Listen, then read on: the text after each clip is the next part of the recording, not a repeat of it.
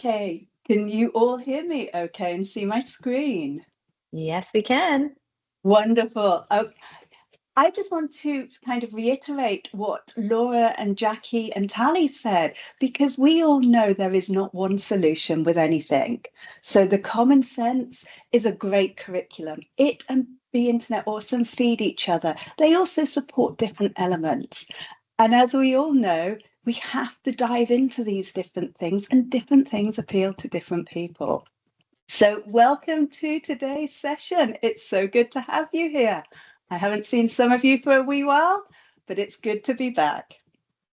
So, Be Internet Awesome. Before we go into the program, I just want to start talking about who I am, because not everyone knows me. And then we will talk about Santi, the great Santi, as I like to call him. So I'm Tracy Pitts. I work with Santi, and Santi Karismami is the founder of Project Recess. This is a wonderful company, and a lot of you will come across Santi, especially at Google events. What we do is we support you in your schools. This might be online at an event like this, or it might be in person. And we can support you in a myriad of ways. And I'm going to run through a few of them just because sometimes you're not aware. So Santi or Project Recess is a Google for Education partner. What does that mean? That means we're recognized by Google. We're Google certified trainers. Santi's an innovator, which means he has even more fantastic ideas. And it enables us to help you support Google in your school and use it in interactive, fun, and innovative ways. But it's not just about Google. We can do strategic edtech planning. So, how do you get the most out of the edtech you maybe already have? Or even edtech you're hoping to purchase. Tailored AI strategies. Now, I came in at the very end there and I heard the discussion on AI. Obviously, AI is always a big one, but how do we use it in the classroom?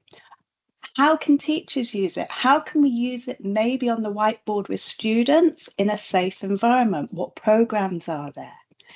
Again, we can work through that, but before you even get there, you might want to work through, as I heard it earlier, the norms. How are we going to use it in the class? We're a contracted NYCPS vendor, which sounds very impressive, I know, but I think that means we work with New York City and we're approved.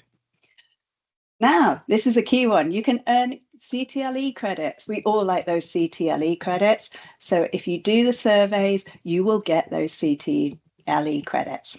And I think the most powerful thing is we don't come in and tell you what to do. We collaborate. Our whole thing is to collaborate with you so you get what you need out of this. Now, one of the things Santi hasn't put up because he hasn't joined us yet, although he will be, is Project Recess is an MWBE enterprise, so a minority and slash women-based enterprise. Okay, that's enough about Project Recess and me. We're now going to get on to one of my favorite topics, which is Be Internet Awesome. Many of you will have heard of it. Not everybody knows what it is. So what we're going to do is we're going to look through it. I'm going to give you some ideas and we're going to discuss how you can use it in your classroom. We know that at the moment in today's world, it's more important than ever for students to have the knowledge and skills to navigate the online world and be responsible. It's not just about when they're in school, it's about how they interact with the internet and the online world going forward. Google's Be Internet Awesome is, you know the magic word, a free curriculum. It has lessons and tools. It has resources to support teachers, but you don't have to be a teacher. You could be educating in any way. And it teaches students the fundamentals of digital citizenships. We'll look at some of the Be Internet Awesome key components. There's lessons, online games, interactive offline activities, and I'm going to share one of my favorite, vocab, and more.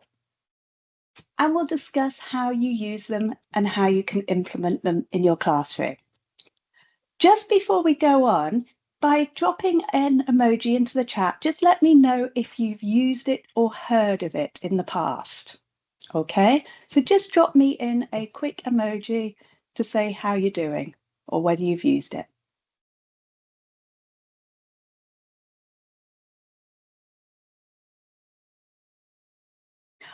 Okay, I can see a few people have heard of it and have used it before. That's fine. Some of you are maybe new to it. That's not a problem. Don't worry.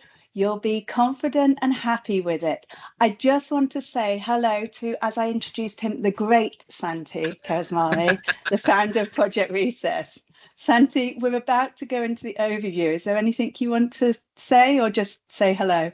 I just want to say hello, Tracy. I'm sure you're doing an amazing job already. I just came back from another session. You got it from here. I'll help manage the chat. Thank you all so much for joining us. Good amount of people here, 300 folks. I'm not scared. I feel good. Tracy, take it away. Okay, so let's get into the overview. So what are we going to do? I've called it an overview rather than an agenda, but we're going to go through what is the Internet Awesome, how it meets CIPA compliance, because we know that's key for us. How can you use it? And how do you actually get your hands on the resources that I'm going to share with you today, as well as question and answer time? Because if you're like me, you always have a question. So let's start with what is it? The Internet Awesome is a comprehensive program designed to teach kids the essentials of digital citizenship and safety. So we teach them, even from a very young age, and parents do it. Society helps teach them what good citizenship is. We don't always remember to teach them what digital citizenship is as a separate subject. Now, you schools are great at doing this and educators are great, but sometimes things get dropped. It's a collab between Google and the Internet Keep Safe Coalition. So this isn't one of those, oh, Google have come up with something. There's science, there's actual data behind this. And we'll talk about that a little bit later. It's designed to be fun and engaging. It's meant to be interactive. It's not meant to be put up a presentation. Now, one of the things that a lot of people don't know is it's actually available in 14 languages. So if you go to the home screen, in the bottom right-hand corner, you can change the language that this is presented to you in. The base language is English, but you can change it. Now, when I did this, and I showed some parents, it made such a huge difference because it made it accessible to them. They could access it in their home language. There's 5 key areas of the Internet Awesome, and they're designed to actually give students and educators the tools to become good digital citizenships. And we know it's critical in today's world. Now, also, what Google did in the Be Internet Awesome is they didn't just think, we've done it, we'll leave it alone. They're always updating it. And one of the exciting things that I think that they're updating is they've just released some new media literacy lessons. I think these have long overdue and they are critical. They're crucial, aren't they, to help the students develop their critical thinking and navigate that complexity of the digital world.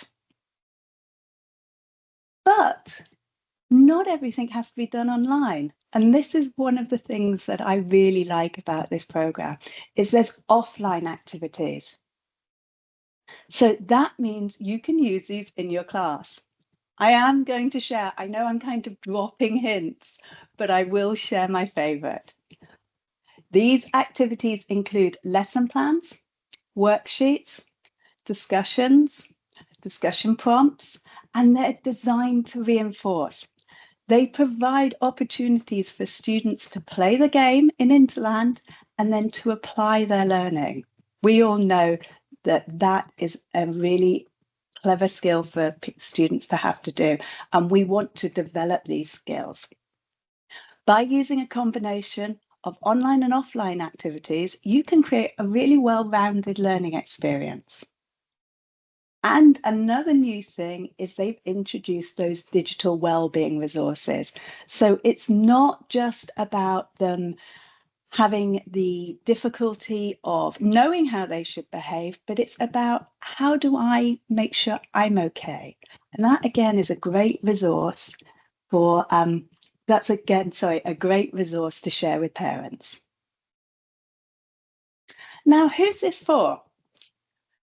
This is where I think there's a bit of wriggle room. So it's for students in grades 2 to 6, because we know that if we get in early, our students learn the basics and these become fundamental to them. I think the key, the sweet spot, is actually grades 4 and 5. So it's designed for ages 7 to 12. However, don't let that stop you using it, because it can be adapted for both younger and older students. And the curriculum offers modification ideas. Now, I kept sort of trailing my favorite offline activity. It does create a little bit of chaos in the classroom, but it's amazing fun. So one of the activities my students have loved in the past is a paper airplane activity. What they have to do is we are using the paper airplane to symbolize how far and fast information can travel and how it can get into anyone's hands, even if you don't mean it to. So students write a safe, shareable secret on a piece of paper.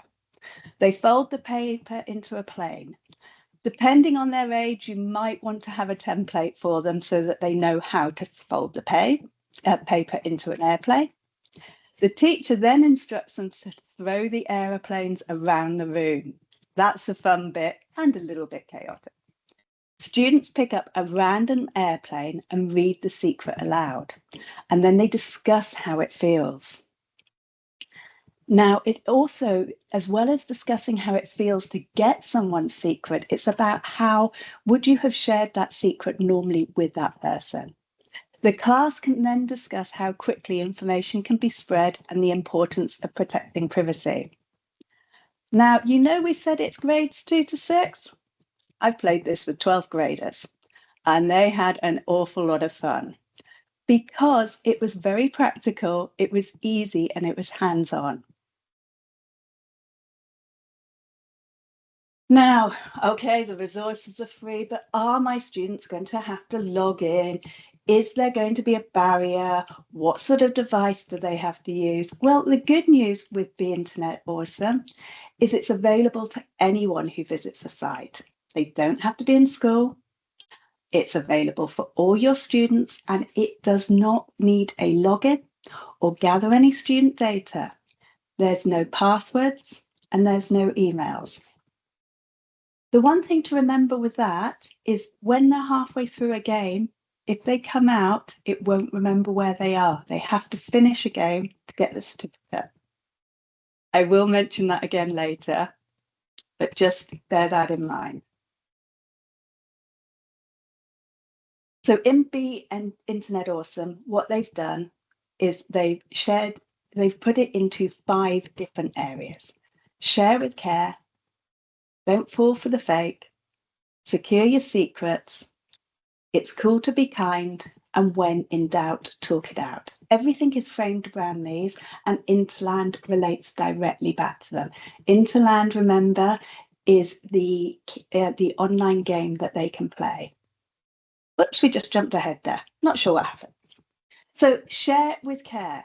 This area focuses on teaching students to be mindful of what they share online and to protect their personal information and safeguard their privacy. We know that something you share can quite easily go viral. We know that there's certain things people wouldn't have shared in real life, face to face, that they're sharing with complete strangers. So it's about taking that and understanding. Most of our students know not to give their front door key to a complete stranger. However, they don't realize it can be the same thing online. Don't fall for a fake. This helps students learn how to identify scams and phishing attempts and to avoid falling prey for them. This is really important because they're getting more and more. Well, they're actually getting harder to spot, I would say. And whereas they used to, maybe you could pick it up with grammar, you now need to actually examine maybe the HTML, the web address or the email address, and it's teaching them to be alert, be discerning. We're helping them to avoid the harmful chats and to ask that question. Secure your secrets. This teaches people and students the importance of strong passwords and online securities. It shows them that using your date of birth wouldn't be a good idea. It explains why you need 8 characters, why you might need special characters, why you need to change your passwords, and why you need to make sure you don't use them over and over again. It's Cool to Be Kind is one of my favorite because it really emphasizes the importance of being kind and respectful to others online to avoid cyberbullying. It looks at the effects of cyberbullying, and it does this in a very visual way in the game. And it helps students understand we need to foster a sense of empathy and responsibility. Just because someone's not in front of us doesn't mean that our words don't have impact. It also teaches them how to deal with it and what to do and who to talk to. What I also really like about this one is it teaches students those sort of skills that we teach them from day one about being kind, and it gets them to relate it to the internet. It also highlights the fact that things can come back to bite you in the future. Now, what do I mean by this? I mean, we've seen it in the news where someone has had, I'm going to say Twitter, I know it's not called Twitter, or their Instagram checked by a future employer.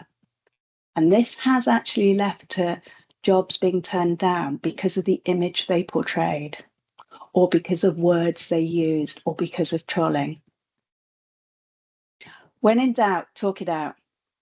This encourages students to seek help from trusted adults when they encounter problems, but not just trusted adults, adults who know about the area. Because quite often, we all do this. If we're unsure, we ask a friend. If we ask 3 friends and they give us the same answer, we probably believe them. But my 3 friends might not be that knowledgeable. So we're trying to teach them who to go to and when to go. And if in doubt, as it says, talk it out. Don't click on something. It's about us creating safe spaces for our students to communicate their concerns and seek guidance, whether that's through an online portal, whether it's in person, whether it's going to a trusted adult in school. There's a myriad of ways of doing this. Okay, what we're going to do is we are going to look at Interland next. Interland is the online game. Now you got a sneak peek of my slides when it jumped ahead, so let's have a look. Interland is a web-based game with 4 unique worlds. Because it's web-based, it can be accessed on any device. So it can be on a laptop, a tablet, or a Chromebook. You can easily access and play the game. Remember, no login is required. But just make sure that the students finish the game if they want the certificate or don't want to have to go back to the beginning. Their progress isn't automatically saved if the computer or device gets shut down, although you can pause it. I like this because with no login, there's no barriers. Students can do it at home. And I think I heard Laura mentioning how she's had parents in the past actually say, oh, I was playing that game. And these games aren't that easy. I'll tell you my experience. Maybe it's because of my age and I'm not a gamer. Interland is available in 12 different languages, so you don't have to access it in English. It's making it really accessible to a really diverse student population. And each language has a unique URL and a slightly different title. but they're all the same game. This having the unique URL makes it easy to share the appropriate version with your students. And then an area I'm not so sure of, but we'll talk about it, is there's a new Roblox version. This goes alongside Interland, teaches the same skills, but does it in a different way. So there's a Roblox world and students can download it. The idea is they're trying to make sure students can access learning in whatever way is safe and familiar to them in a fun environment. Before I demo the game, I just want to explain what the different games are. Make sure you have a go at them all, because you'll see that some of them are easier on an iPad than maybe on your computer using the keyboard. Others are easy on the computer, or maybe work well on the whiteboard if you want to do a whole class activity. Reality River. Now, when I demo this in a bit, you're going to see that it just really summarizes my gaming skills. We'll come back to that. So it helps you identify scams and phishing attempts. You have to jump across the platforms to get to cross the river. Excuse me. You need to be careful not to fall for a fake, not to fall in, and not to have the person doing the phishing come after. You need to answer multiple choice questions about online safety and avoid the phisher who will keep trying to trick you. Kind Kingdom. Kind Kingdom encourages students to be kind and respectful. It's about spreading kindness, about positivity and standing up to those cyberbullies. You need to block or report the aggressors who are spreading negativity and be kind to other internauts. So you jump through the platform. It's one of those where you have to jump up to the different levels. You collect hearts and you share their hearts as positivity. But also there's points where you will need to block them. So you can change someone's day by sharing that positivity. We know that's true in the real world. So why isn't it true always in the digital world? Tower of Treasure. This is a bit like a racing game. So you have to navigate a 3D world. You have to avoid the obstacles and you have to collect specific items. Obviously, this is probably one of my weaker games as I'm not a gamer, and I know it's certainly easier for me on an iPad. So you have to collect boxes containing lower and uppercase letters and special characters to build a strong password and to protect your online treasure. You need to avoid the hackers who are going to try and steal and picking up the wrong information. And then there's Mindful Mountain. Now, I reckon this is the hardest game to play. Others tell me it's easy and maybe it's my skill level. They're very polite when they say it. Mindful Mountain teaches students to be mindful of what they share online. It's about protecting their personal information. You have to choose carefully which things to share, like a photo, personal information, etc., and who you share them with. You need to avoid being that oversharer, and you need to avoid the oversharers who will tempt you into sharing everything with everyone. Now that sounds really straightforward, but I found this game the most challenging because to actually get your secret from you to the right place, you have to beam it and you use refraction using mirrors. So that could actually be a really nice link to the maths. Sorry, math. I was speaking with my English accent there. Okay, what we're going to do is I'm going to stop sharing my screen just for 1 second, and I'm going to jump into Interland so that you can see what it's like. Give me just 1 moment while we do this.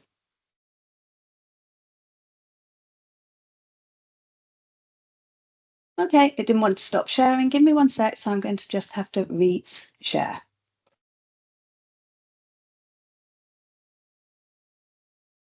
Okay, so Interland. Interland, as I say, is made up of the 4 different areas.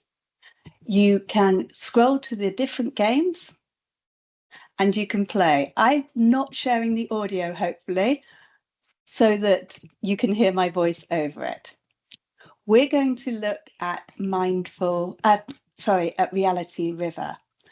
What I forgot to tell you is at the end of each of these, it's not just a game. You get asked some questions. And what happens is if you get them right, you can get a certificate. So let's play. Don't fall for a fake.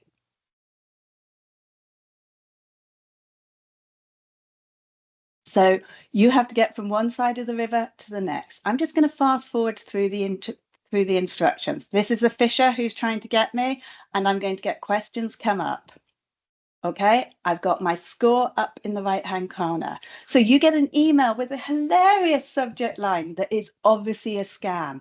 What are we going to do with it? Okay, so you click on the different tiles and it says, lol, forward it to your friends for a laugh, but tell them not to click anything. Avoid clicking any links and mark it as spam. Or delete it and forget it. Okay, so we know it's this one. You click on it and you jump forward. If you're correct, you'll see and you'll get the points. Now, this is a 15-second question, so we need to think fast. Ready? Some friends want to prank the biggest jokes in your group by creating a fake chat account and pretending to be them. What are we going to do? So, are we going to join in on the fun? It's okay, it's just a joke.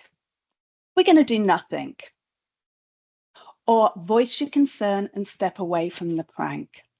Oh, they're my friends, so I'm going to join in. It's not going to hurt anyone. Notice if I get it wrong, I fall off. Now,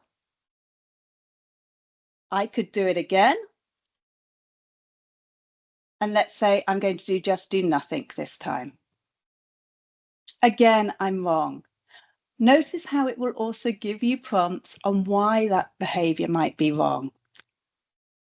And obviously the fisher is getting very excited. You get the idea of this. So we're going to jump back in. I would suggest you you explore all these different lands. Okay, sorry about this jumping backwards and forwards. I know it's a bit of a pain, but we'll be there. So hopefully you can see the presentation, and we're back in my presentation now. So, okay, we've had fun, but how does this meet SIPA? How is it compliant? Well, the Internet Awesome aligns with the Children's Internet Protection Act. I had to remind myself what SIPA was because I use the acronym all the time, but sometimes it's good to go back and just remind yourself. So it aligns with the Children's Internet Protection Act by having a comprehensive curriculum that educates students on the fundamentals of digital safety and citizenship. Remember, it's educating students on the fundamentals. The program focuses on responsible online behavior, including the safe sharing, the avoiding scams, the promoting kindness, and to me, one of the key ones, helping to create a safer online environment for students, no matter where they are, which we all know is a key goal of SIPA. It also links to the ISTE standard 1.2 for students, which is all about empowered learners. So it's about giving them the skills to make a judgment. It's about them becoming responsible digital citizens that they can do outside the classroom without guidance. They can teach others. They can take ownership of their online actions.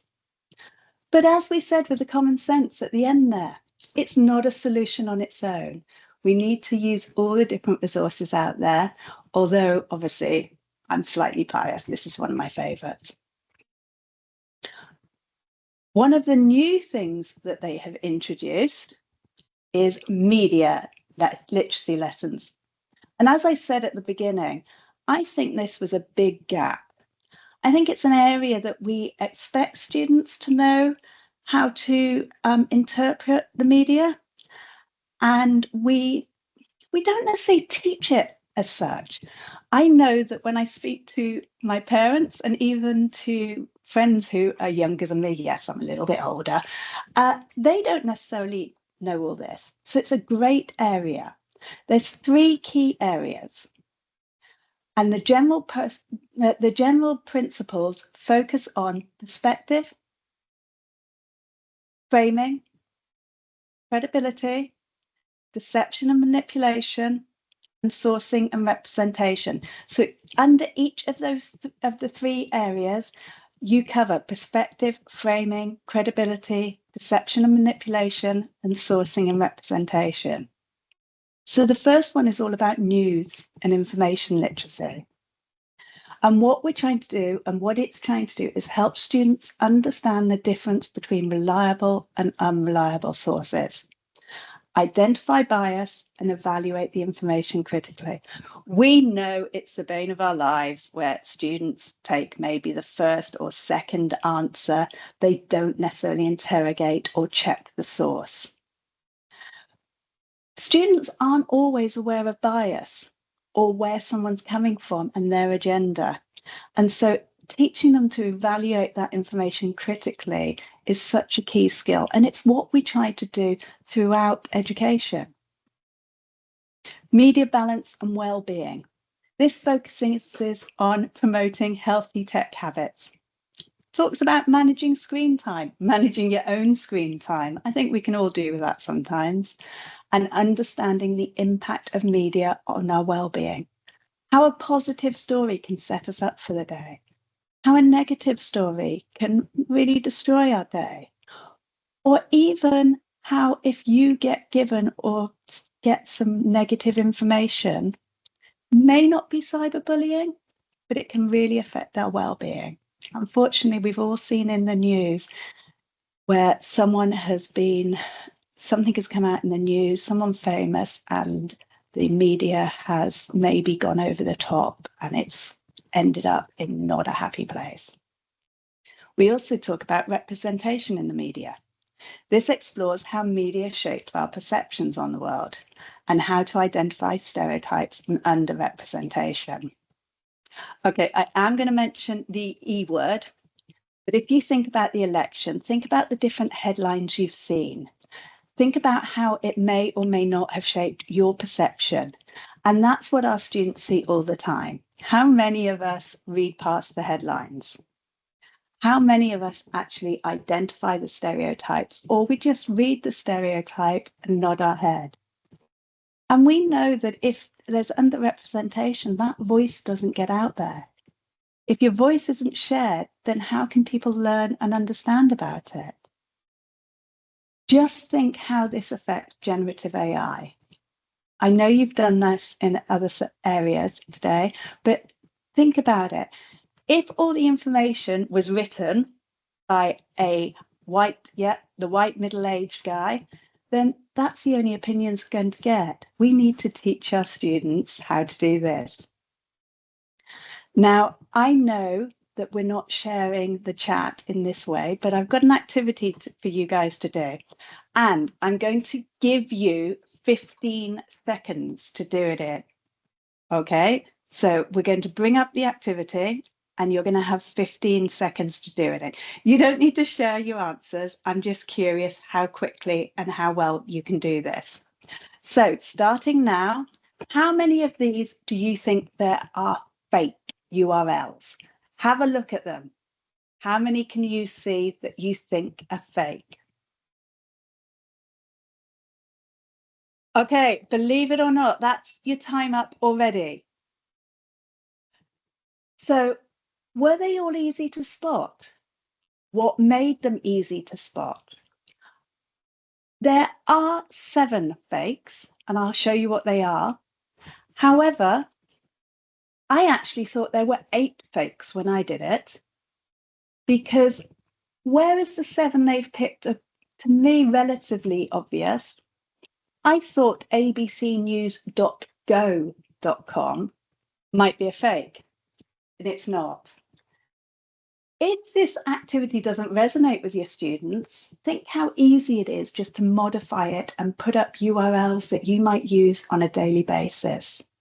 These are all news sites, but I just think it's a really great way, and it's a great way of teaching that media literacy as well as teaching them about fakes and phishing.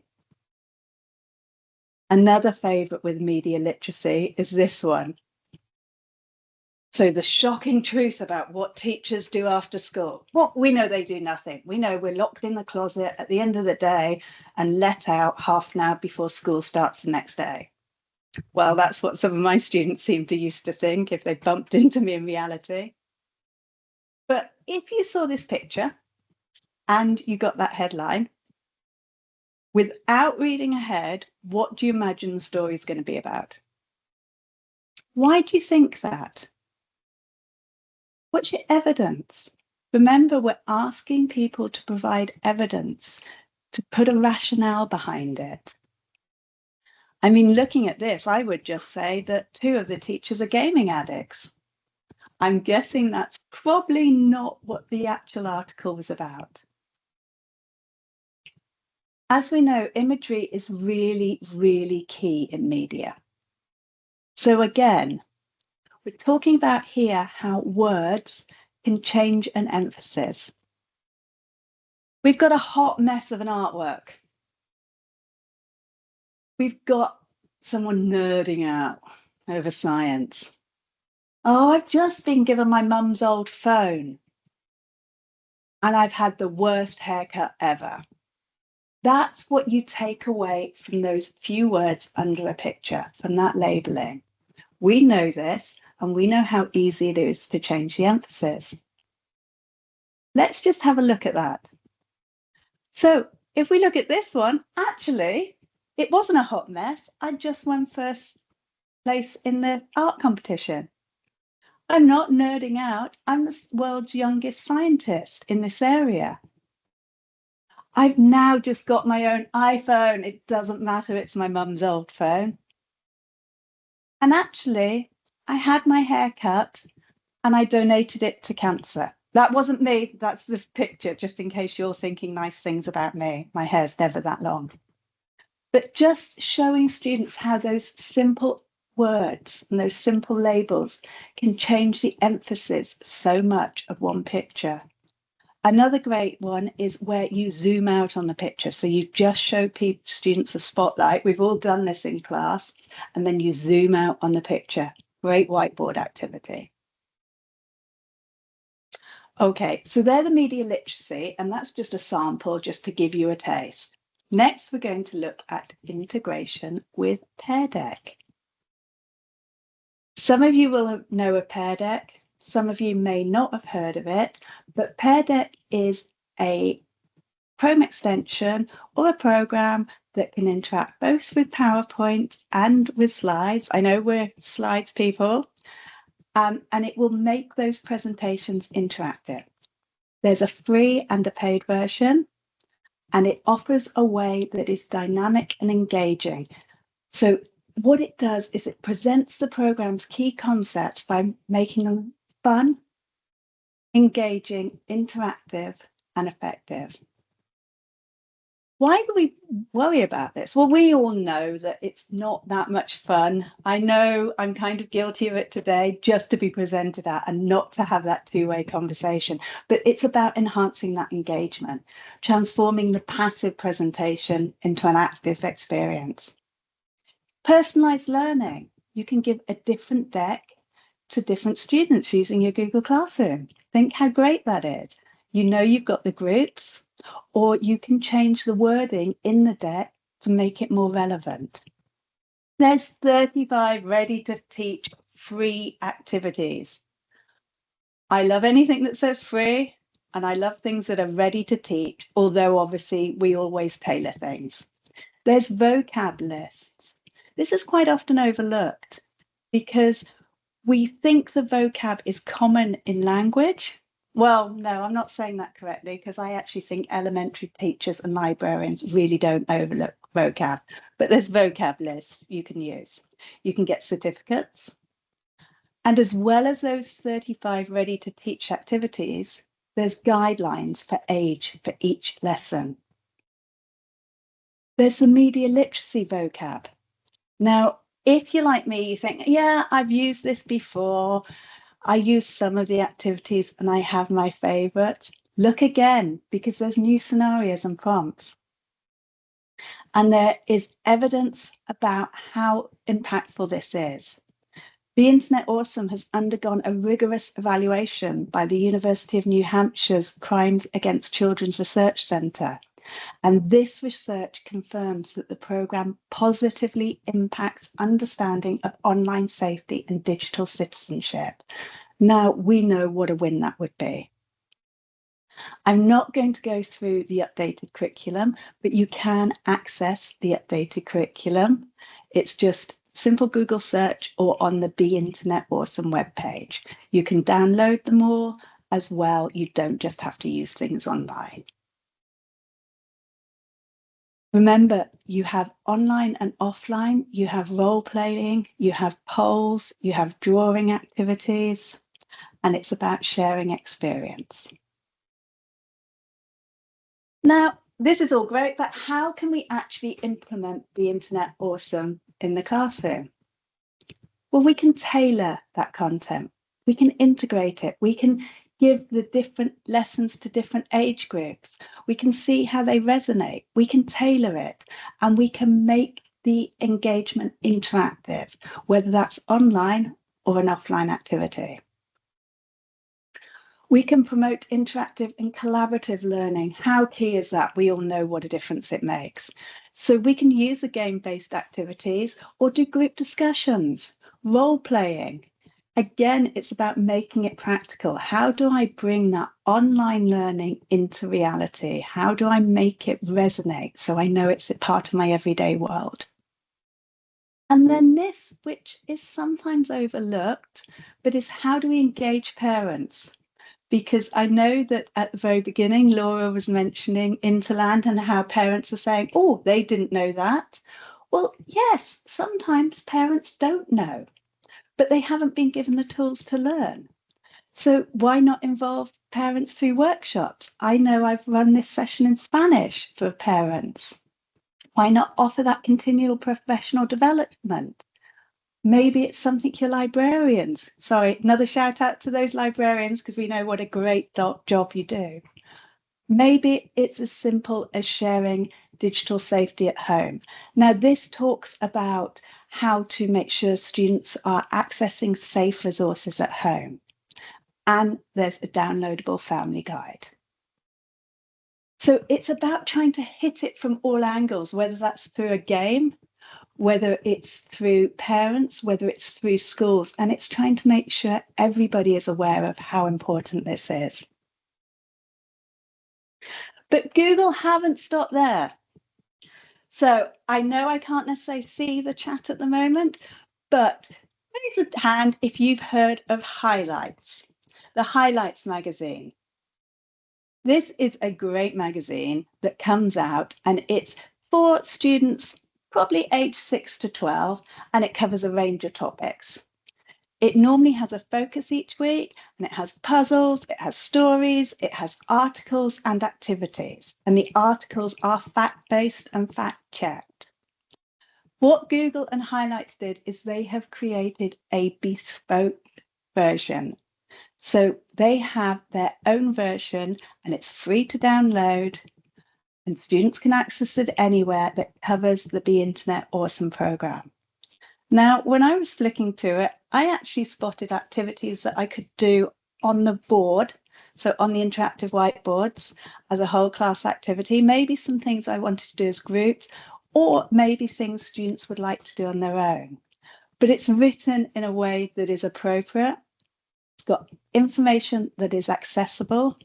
It may be a cartoon. It may be a spot the difference. It may be find things. It may be a maze. But it's a fun, informative way to learn about internet safety. It's another way in. It gives students, again, more access. You can read the blog post. You can go to the magazine. I really liked the magazine, and actually it made me think of ways that I could tailor this and make it accessible to my whole class. Now, As we know, this is Tracy's slightly weak area, the Internet Awesome Roblox game. So there is, as I said, the Roblox world where it's very similar to Interland, but it is different. So students won't get asked the same questions and it's not the same exploration. I've had some students download it and my godchildren have downloaded it and they tell me it's fun to play and it's not like they're getting a lecture. I believe them, but as I said, I don't actually use Roblox. Okay. You can just see it there, playing through just to show you it's similar, but not the same. I think the reason my godchildren liked it was you were an actual human in this rather than sort of a cartoon image. And they felt it was more relevant. Okay, where can you get all these great resources? Remember, they're free, they're accessible on any device, and you can get them at Be Internet Awesome. You can follow this link. And don't forget, you can change the language. You can change the language for Interland. And anybody can access this. You can send out the links to parents. They don't have to be in the walled garden. They don't have to be within the DOE system. I think this is a great thing and a great way of sharing. And I would say, is there any questions? But I know that's going to be challenging because it's a town hall, but the teacher in me has to ask. So if you have any questions, I'm going to tell you, email Santi. Santi can always pass them on to me. By any questions, I don't mean what to have for dinner, okay? I mean questions about this. If we can support you, check out projectrecess.org, or again, talk to, as I've built him up, the great Santi. You can always contact us and you can do the CTLE credit certificates online. I just want to flick back to the agenda for the rest of it and the slide deck link. Now, hopefully, if I stop sharing, you will see myself and Santi. You may not. Yes, we do.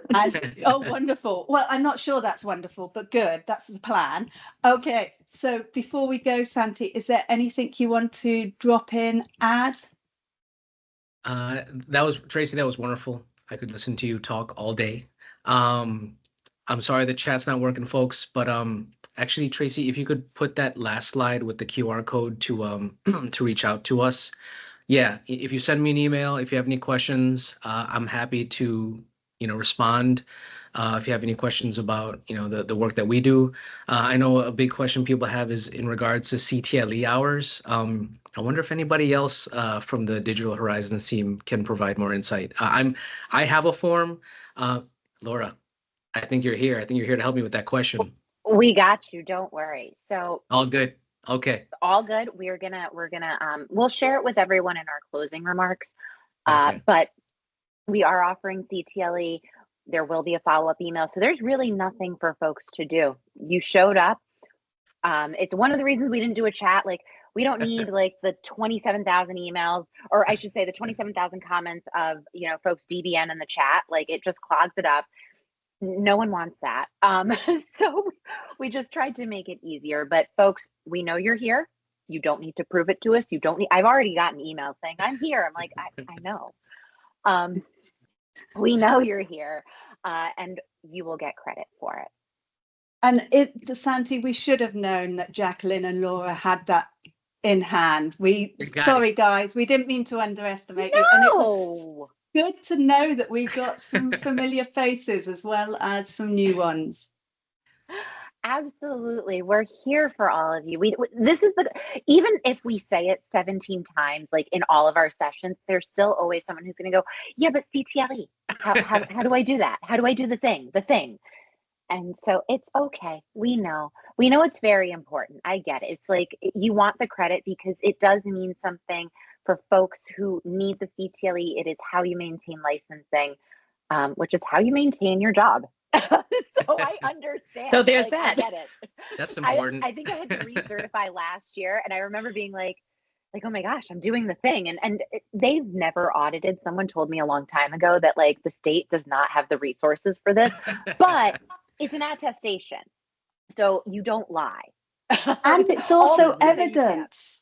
But it's also evidence when you go into your review, isn't it? To say, I've been doing all this wonderful here's my folder of evidence, or your digital folder. It's not just about recertification. Maybe you get a pay rise or a point. You never know. I don't promise anything. I agree. I agree. There's, We have to be lifelong learners. Like Yes. we have to practice what we preach. We're teachers, right? Like we have to teach too.